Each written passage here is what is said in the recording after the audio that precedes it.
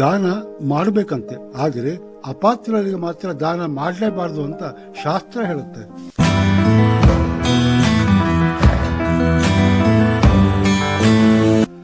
ತಾನು ಓದಿದ ಶಾಲೆ, ಆ ಓದಿದ ಶಾಲೆಗೆ ಏನಾದರೂ ಕೊಡುಗೆ ನೀಡಬೇಕು ಅಂತ ಅಮೂಲ್ಯವಾದ ಕೊಡುಗೆ ಕೊಟ್ಟ ವಿದ್ಯಾರ್ಥಿಗೆ ಕೊಡುಗೆ ಅಪಮೌಲ್ಯವಾದರೆ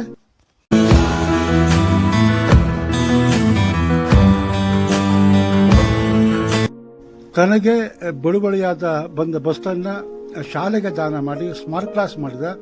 ಆದರೆ ಆ ಸ್ಮಾರ್ಟ್ ಕ್ಲಾಸಿನ ಸ್ಥಿತಿ ನೋಡಿದರೆ ಅಯ್ಯೋ ಅನಿಸ್ತಾ ಇದೆ.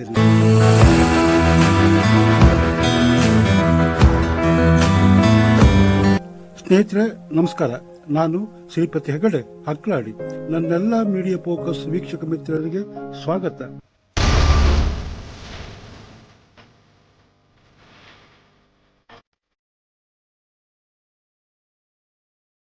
ನನ್ನೆಲ್ಲ ಸಾಮಾಜಿಕ ಮಿತ್ರ ಪರಿವಾರದವರಿಗೆ ಯುಗಾದಿಯ ಶುಭಾಶಯ. ಆತ ಶಾಲೆಯ ಹಳೆ ವಿದ್ಯಾರ್ಥಿ ಕಾಣ್ರಿ. ತನ್ನ ಶಾಲೆಯ ಮೇಲೆ ಇರುವ ಅದಮ್ಯ ಪ್ರೀತಿ ಕಟ್ಟಿಕೊಂಡ ಪುಟ್ಟದೊಂದು ಕನಸು, ಆ ಕನಸೇ ಬಸ್ಸಾಗಿ ಬದಲಾಯ್ತ. ಅಷ್ಟೇ ಅಲ್ಲ, ಬಸ್ ಸ್ಮಾರ್ಟ್ ಕ್ಲಾಸು ಆಯಿತು ಎನ್ನುವ ಹಿಗ್ಗು. ಆದರೆ ಇಂದು ಅದೇ ಬಸ್ಸು ಅನಾಥವಾಗಿ ನಿಂತಿದೆ ರೀ. ಇದು ಕೇವಲ ಕಣ್ಕಟ್ ಕಥೆಯಲ್ಲ, ಕಣ್ಣಿನ ಮುಂದಿರುವ ಸತ್ಯ. ನಮ್ಮ ಸಮಾಜಕ್ಕೆ ಕನ್ನಡಿಯೂ ಹೌದು. ಕಥೆಯ ನಾಯಕ ಪ್ರಶಾಂತ್ ಆಚಾರ್ಯ. ತಾನು ಕಲಿತ ಶಾಲೆ, ಅಲ್ಲಿ ಕಳೆದ ನೆನಪು, ಶಾಲೆ ಮೇಲಿನ ಅಭಿಮಾನ ಇವೆಲ್ಲ ಸೇರಿ ಹುಟ್ಟಿಕೊಂಡಿದ್ದು ಒಂದು ದೊಡ್ಡ ಕನಸು. ಆ ಕನಸು ಏನು ಗೊತ್ತಾ ಗೆಳೆಯರೇ? ಪ್ರಶಾಂತ್ ಆಚಾರ್ಯ ಕನಸೇನು? ಅದರ ಹಿಂದಿರುವ ಕಾಳಜಿ ಅಂತದ್ದು, ಪಟ್ಟ ಶ್ರಮ, ವ್ಯಯ ಮಾಡಿದ ಹಣ ಎಲ್ಲ ತಿಳಿಸುವ ಪ್ರಯತ್ನ ಇಲ್ಲಿದ್ದು. ಆ ವಿಡಿಯೋ ಸ್ಕಿಪ್ ಮಾಡದೆ ಕೊನೆ ತನಕ ನೋಡಿ.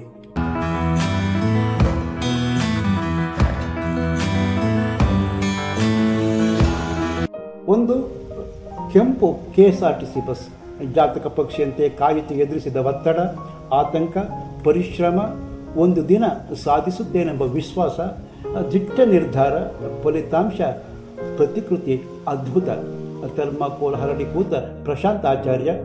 ಬೆನ್ನ ಹಿಂದೆ ಇತ್ತು ಮತ್ತೊಂದು ಶಕ್ತಿ, ಅವರು ಅಣ್ಣ ಪ್ರಕಾಶ್ ಆಚಾರ್ಯ. ಹೆಮ್ಮಾಡಿಯಲ್ಲಿ ಅವರದೊಂದು ಪುಟ್ಟ ಓಂಕಾರ್ ಗ್ಯಾರೇಜು. ಆ ಗ್ಯಾರೇಜೇ ಆರ್ಟ್ ಗ್ಯಾಲರಿ. ಅದೇ ಅವರ ವರ್ಕ್ಶಾಪೂ ಆಯಿತು. ಥರ್ಮಾಕೋಲ್ ಬಳಸಿ KSRTC ಬಸ್ ನಿಖರ ಪ್ರತಿಕೃತಿ ಸಿದ್ಧವಾಗಿದ್ದೇ ಅಲ್ಲಿ. ಅದು ನಿಜವಾದ ಬಸ್ಸಿಗೂ ನಾಚಿಕೆ ತರೋ ಮಟ್ಟದ ಡೀಟೇಲ್ಸ್ ಇತ್ತು ರೀ. ಅದೇ ಬಸ್ಸಿನ ಪ್ರತಿಕೃತಿ ರಾಜ್ಯಾದ್ಯಂತ ಸುದ್ದಿಯೂ ಆಯಿತು. ಸುದ್ದಿಯಾಗಿದ್ದಷ್ಟೇ ಅಲ್ಲ, ರಾಜ್ಯ ಮಟ್ಟದ ಗೌರವಕ್ಕೂ ಕಾರಣವಾಯಿತು. ಬೆಂಗಳೂರು ಕೆಂಪೇಗೌಡ ಬಸ್ ನಿಲ್ದಾಣ ದ್ವಾರದ ಬಳಿ ಆಚಾರ್ಯ ರಚಿಸಿದ ಬಸ್ಸಿನ ಪ್ರತಿಕೃತಿ ಸ್ಥಾಪನೆ ಆಯಿತು. ಅಂದು ಸಾರಿಗೆ ಸಚಿವರಾಗಿದ್ದವರು ಲಕ್ಷ್ಮಣ ಸವದಿ. ಪ್ರತಿಭೆ ನೋಡಿ ಬೆರಗಾದ ಸಚಿವ ಪ್ರಶಾಂತ್ ಆಚಾರ್ಯ ಅವರ ಬೆಂಗಳೂರಿಗೆ ಕರೆಸಿದರು, ಗೌರವಿಸಿದರು, ಮೆಚ್ಚಿ ಬೆನ್ನು ತಟ್ಟಿದರು. ಇಷ್ಟಕ್ಕೆ ಸಚಿವ ಸುಮ್ಮನಾಗಲಿಲ್ಲ. ಪ್ರಶ್ನೆ ಕೇಳಿದರು, ನಿನಗೆ ನಾನು ಏನು ಕೊಡಲಿ? ಕತೆಗೆ ಟ್ವಿಸ್ಟ್ ಸಿಕ್ಕಿದ್ದೇ ಇಲ್ಲಿ. ಬೇಡಿಕೆ ಅದ್ಭುತ. ಪ್ರಶಾಂತ್ ಬಯಸಿದ್ರೆ ಏನಾದರೂ ಕೇಳ್ಬೋದಿತ್ತು ರೀ. KSRTC ಎಲ್ಲಂದರು ನೌಕರಿ ಕೊಡಿ ಅಂತಲೂ, ಲಂಸಮ್ ಅಮೌಂಟು ಕೊಡಿ ಅಂತಲೂ. ಆದರೆ ಆಚಾರ್ಯ ಮನಸ್ಸಿನಲ್ಲಿ ಒಂದು ಚಿತ್ರ ಮಾತ್ರ ಇತ್ತು, ಅದು KSRTC ಕೆಂಪು ಬಸ್. ಕೇಳಿದ್ದೆಂದು ಗೊತ್ತಾ? ಅಚ್ಚರಿ ಆಗ್ತೀರಿ. ಇಂಥ ಕೊಡುಗೆ ತಗೊಂಡ ಈ ಹುಡುಗ ಮಾಡೋದಾದರೂ ಏನು? ಹೇಗಿದ್ದರೂ ಸಚಿವರೇ ಕೇಳೋದಕ್ಕೆ ಹೇಳಿದ್ರಲ್ವ, ಲೈಫ್ ಸೆಟ್ಲ್ ಮಾಡಿಕೊಳ್ಳೋಕ್ಕೆ ಆಫರ್ ಕೊಡಬಹುದಿತ್ತಲ್ವ. ಆದರೆ ತನಗೆ ಏನೂ ಬೇಡ, ಕೊಡೋದಾದರೆ ಒಂದು ಬಸ್ ಕೊಡಿ. ಸಚಿವರು ಒಪ್ಪಿಕೊಂಡರು. ಕಂಡೀಷನ್ ಇಲ್ಲದ KSRTC ಬಸ್ ಪ್ರಶಾಂತ್ ಆಚಾರ್ಯ ಅವರಿಗೆ ಉಡುಗೊರೆಯಾಗಿ ಸಿಕ್ಕೇ ಬಿಡ್ತು ಕಾಣ್ರಿ. ಪ್ರಶಾಂತ್ ಕನಸು ಬಂದು ಬಣ್ಣದ ಚಿತ್ತಾರ, ಬಸ್ ಆಯಿತು, ಸ್ಮಾರ್ಟ್ ಕ್ಲಾಸೂ ಆಯಿತು. ಬಸ್ಸು ತಂದಿರದೇ ಒಂದು ಸಾಹಸ. ಬೆಂಗಳೂರಿಂದ ಮೊದಲು ಬಸ್ಸು ಮಂಗಳೂರಿಗೆ ಬಂತು. ಅಲ್ಲಿಂದ ಎಂಜನ್ ಇಲ್ಲದ ಬಾಡಿ ಬೊಗ್ವಾಡಿ ಶಾಲೆಗೂ ಬಂತು. ಬೊಗ್ವಾಡಿ ಶಾಲೆ ಎಲ್ಲಿದೆ ಗೊತ್ತಾ?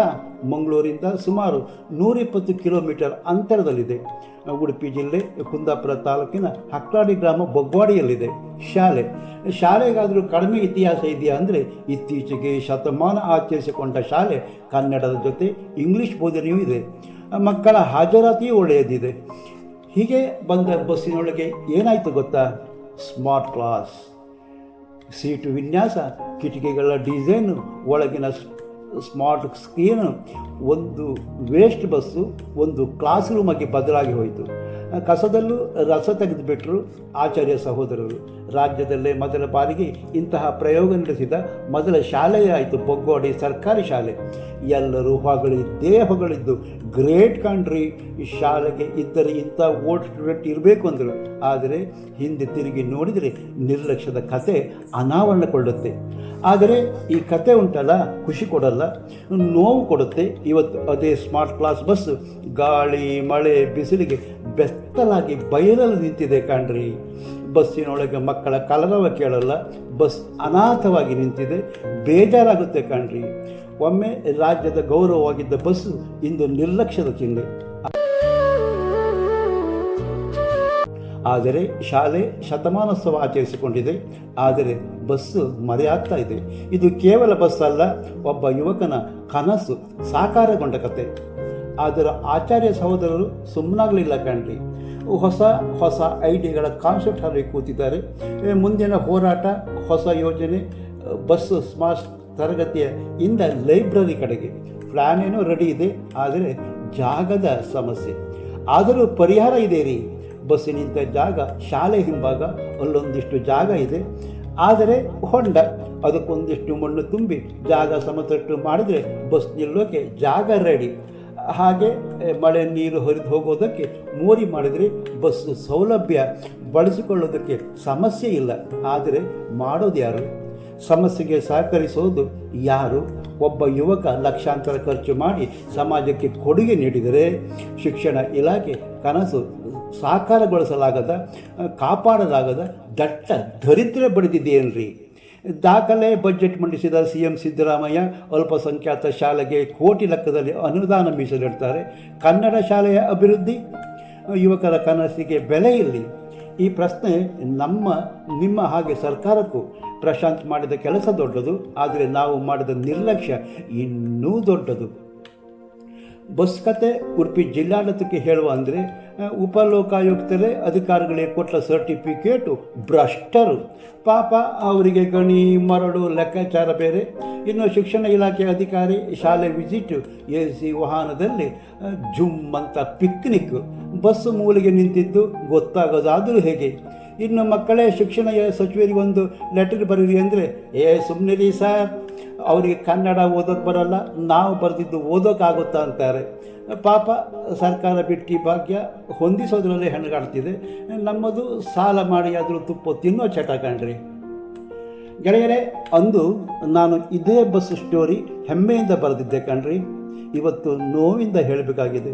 ಒಬ್ಬ ಯುವಕನ ಕನಸಿಗೆ ನಾವು ಚಪ್ಪಾಳೆ ತಟ್ಟಿದ್ವಿ, ಆದರೆ ಅದನ್ನು ಕಾಪಾಡೋಕ್ಕೆ ವಿಫಲವಾದ್ವಿ.